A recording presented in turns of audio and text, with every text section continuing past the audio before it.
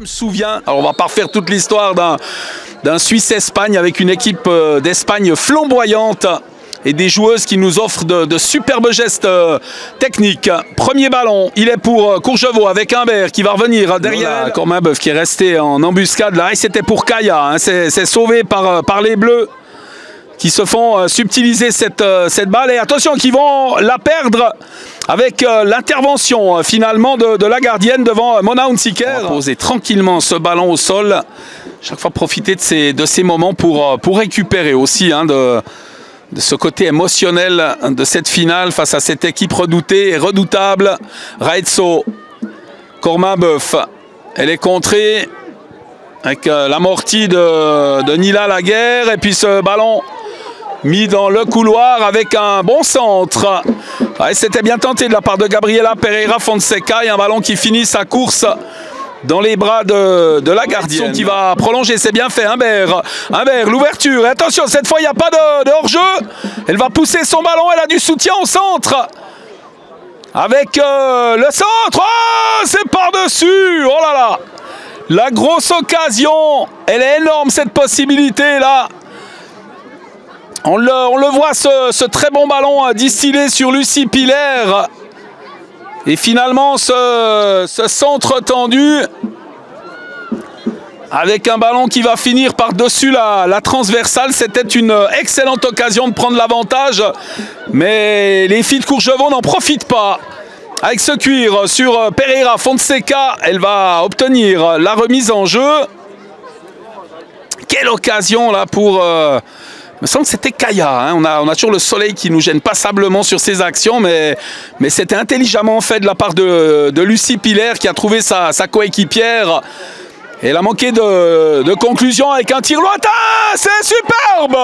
L'arrêt de Bourgeois, le tir signé Lara Núñez Soares. Première grosse occasion.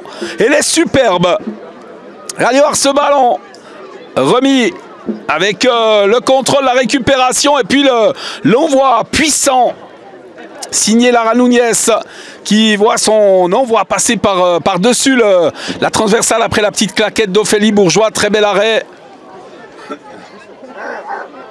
avec un ballon dans l'axe du terrain. Et puis ça va une très belle occasion tout à l'heure d'inscrire la première réussite de la rencontre. Avant l'opportunité de l'autre côté, puis ce face-à-face avec la gardienne, le tir, un ballon qui est relâché. Et finalement, l'intervention de la gardienne, Ophélie Bourgeois, qui parvient à se saisir en deux temps de ce ballon. C'est une nouvelle très grosse opportunité de but dans cette 16e minute. Ouais, elles font plus que se défendre. Et pour le moment, elles tiennent bon. Et elles auront peut-être une opportunité encore. Il faudra la saisir et la convertir. Avec ce ballon mis dans la profondeur. Ouais, cette fois, il n'y a pas de hors-jeu. Le tir, et c'est but. Ouverture du score. Cette fois, c'est concrétisé. Beaucoup de lucidité dans le geste de cette 20e minute.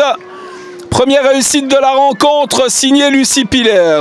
On a mis en avant la sortie de la gardienne Joëlle Cholet. Et la remise en jeu qu'Humbert va se charger de faire pour son équipe.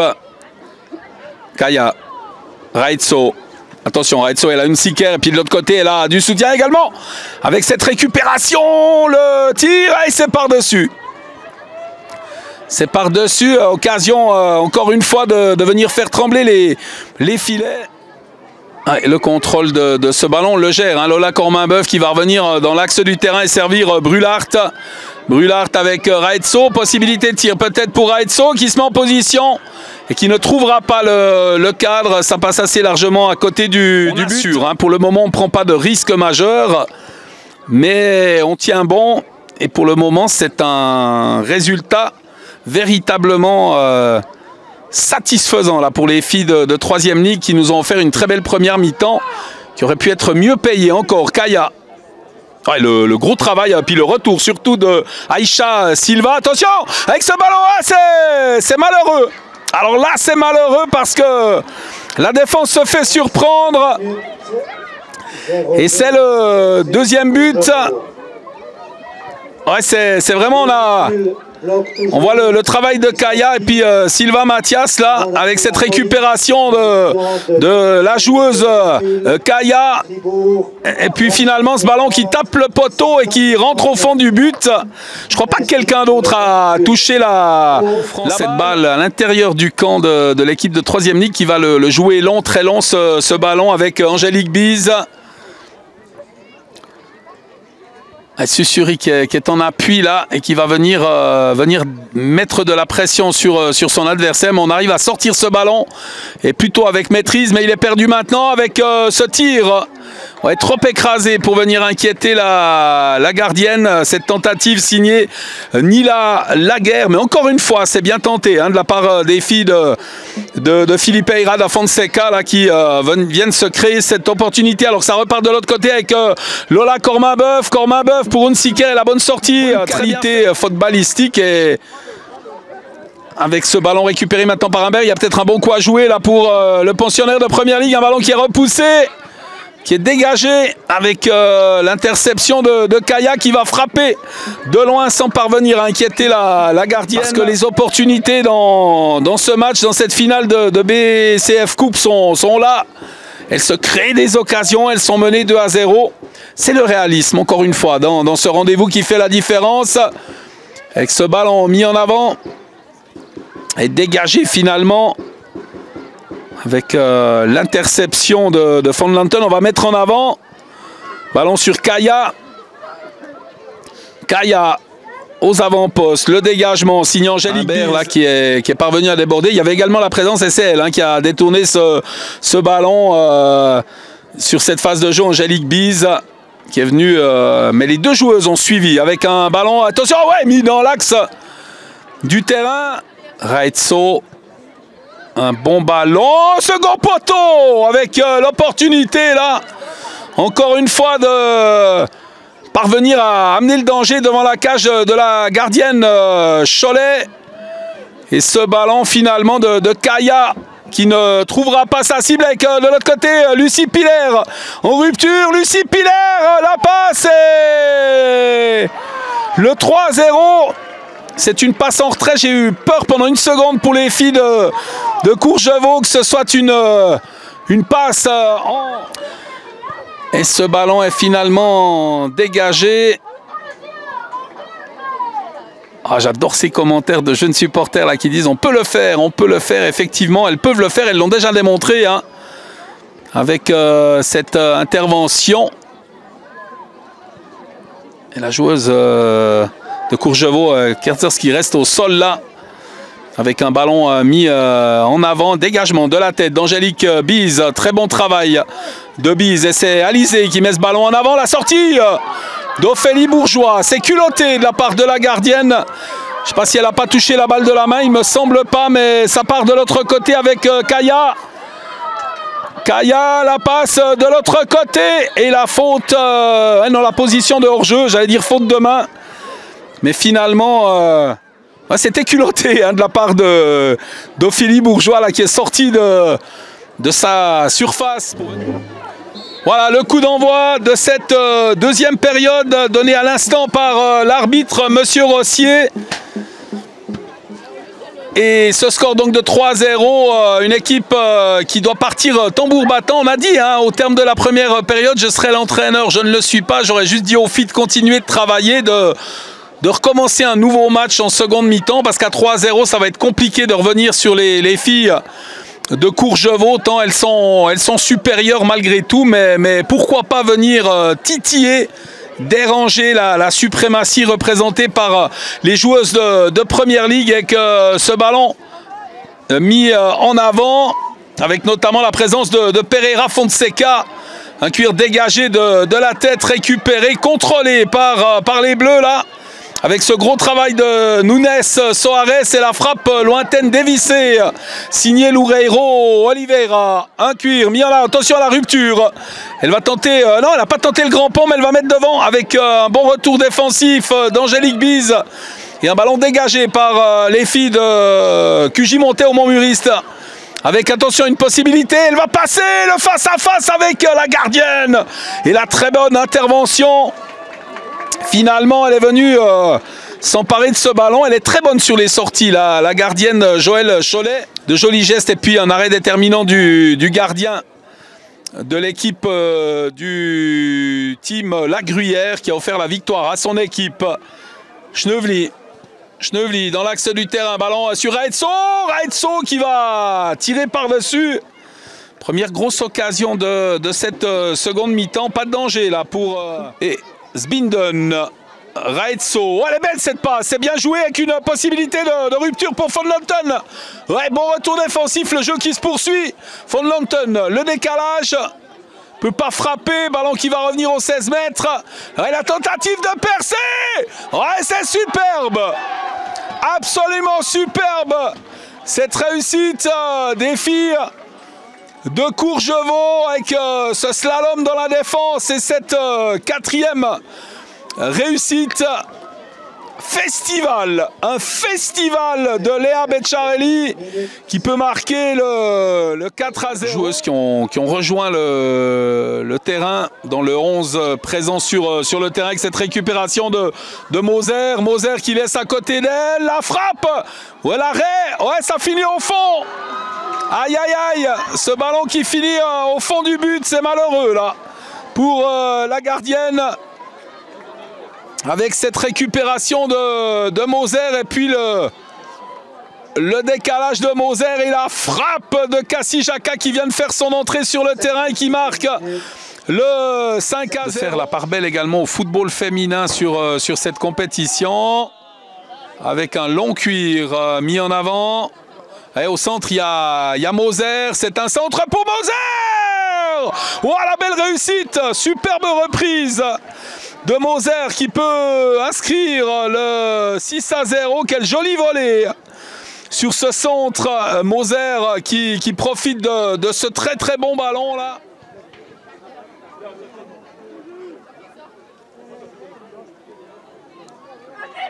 Ouais, ballon perdu encore une fois avec la tentative de Moser de passer entre les deux défenseuses. Elle va récupérer ce ballon, elle va mettre le numéro 7. Ouais, elle est parvenue à passer tout de même, Moser. Et après 61 minutes et quelques 30 secondes, eh bien vient marquer le 0-7 dans ce rendez-vous. Voilà, Eren qui va remettre sportivement cette balle à son adversaire et... Ouais, malheureux dégagement là pour la joueuse de QJ Montais au Montmuriste avec une balle dans la profondeur. L'arrivée de Cassie Jacquat et la bonne sortie de Joëlle Cholet qui parvient à s'emparer de ce ballon. Avec une balle mise en avant et encore une fois récupérée par l'arrière-garde de Courgevaux et notamment la venue de Loretan Zbinden. Zbinden, l'accélération de Zbinden, une belle passe dans l'axe du terrain sur Cassie Jacquat, le tir. Ouais, capté et ouais, relâché ce ballon par Joëlle Cholet avec la belle intervention et un ballon mis en corner. Très belle occasion pour Cassie Jacquat de marquer.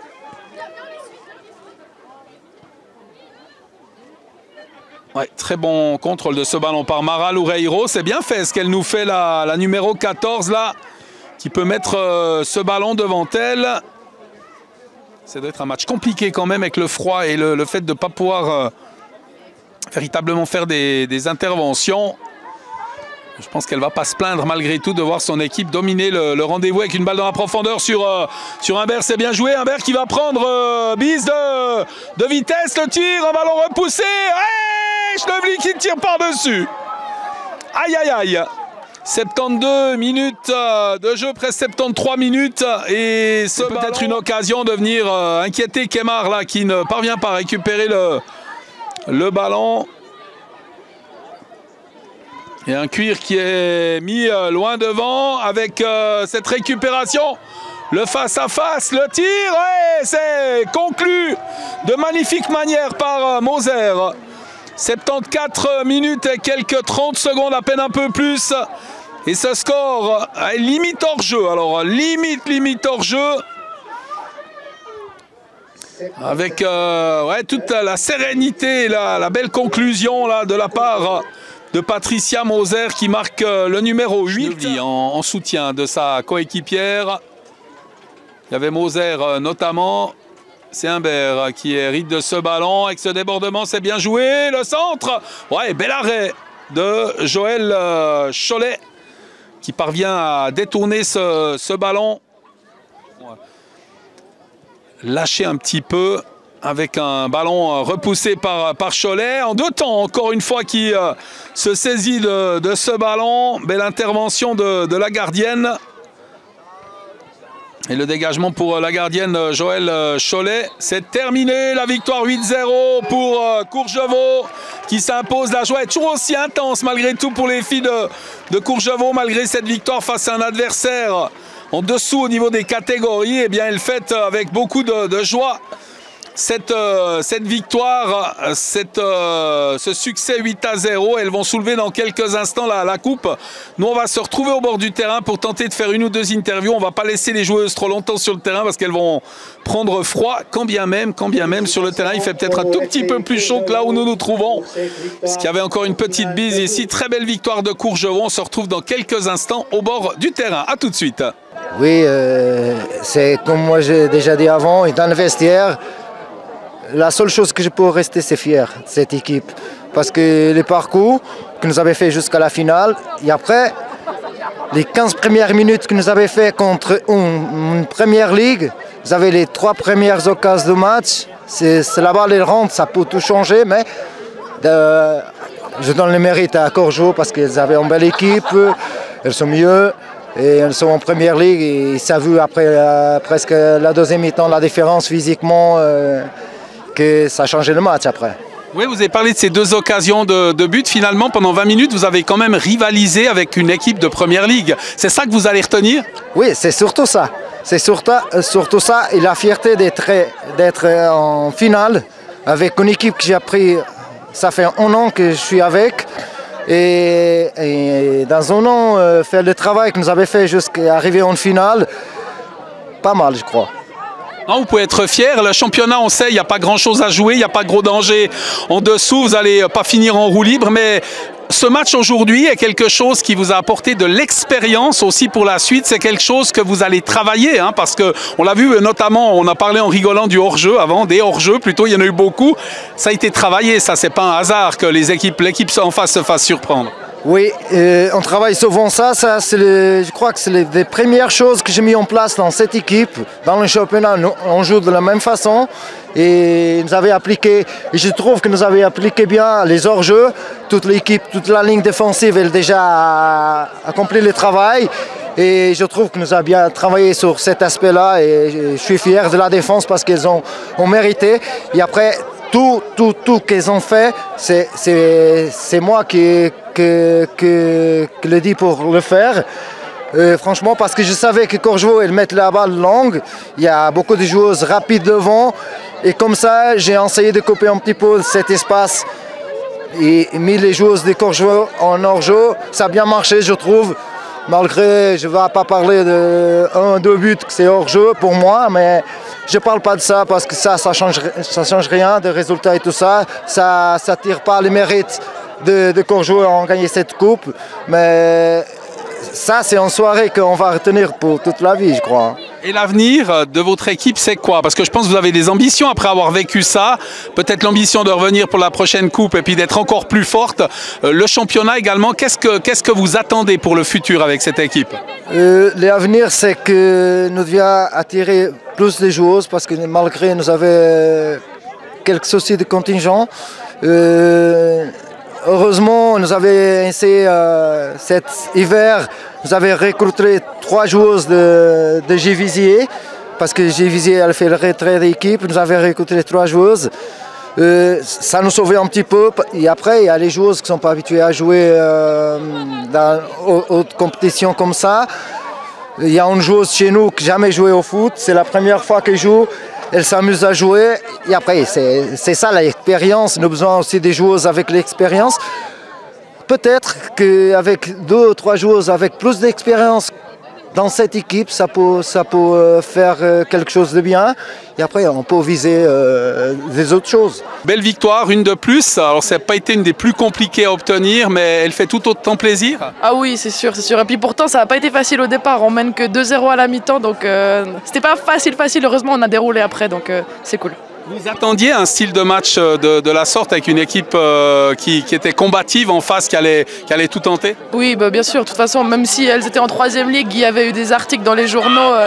Elles savaient qu'elles n'allaient pas avoir énormément de chance, mais on s'attendait quand même à ce qu'elles viennent fort et puis que nous, on ne devait pas non plus baisser notre niveau puis rester quand même montrer qu'on est une équipe de première ligue. Mais elles ont vraiment bien joué avec leurs armes, donc bravo à elles quand même. Hein. Ouais, quand je vous entends, je ressens vraiment ce côté de préparation, que vous n'avez pas galvaudé votre préparation, vous l'avez préparé ce match avec beaucoup de sérieux, hein. Vous attendiez au piège de ce match de coupe. Ah bah oui, quand même, c'est toujours la coupe, même s'il y a une différence de niveau, ça reste la coupe et puis tout est possible. On l'a vu au départ, elles ont eu aussi presque 2 occasions que nous on n'en avait pas, donc ça aurait pu tourner dans les 2 sens, alors non, c'est trop cool. Oui, je voulais vous poser cette question justement, si elles avaient marqué ce premier but, vous avez le sentiment que vous auriez peut-être mal géré cette finale en encaissant les premières?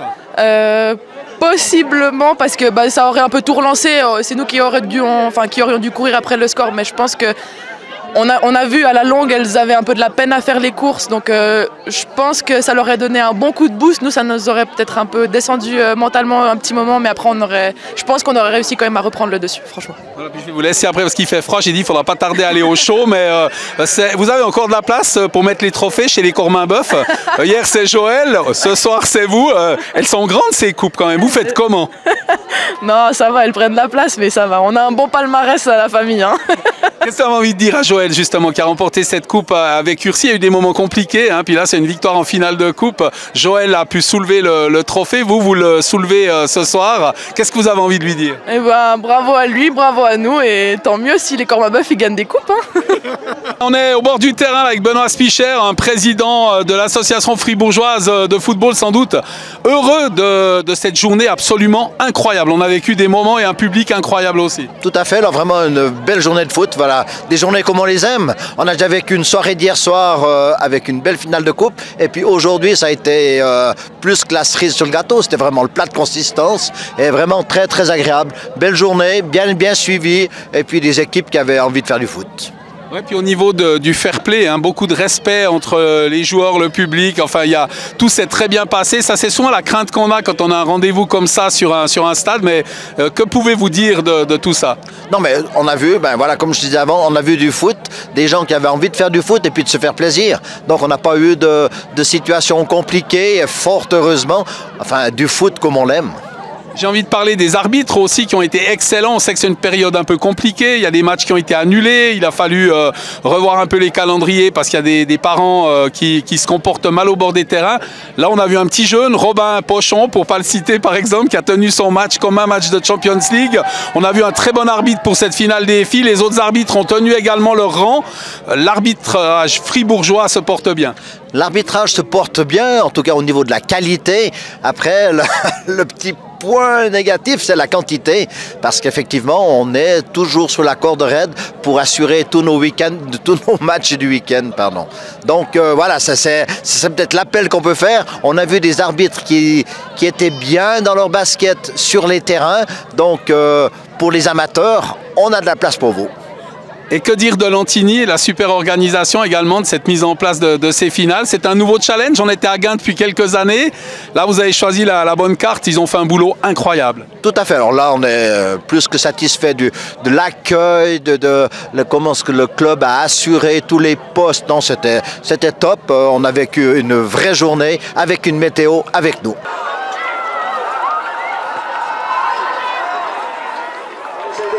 Remise des médailles, nous prions les arbitres et les 2 équipes de venir juste ici.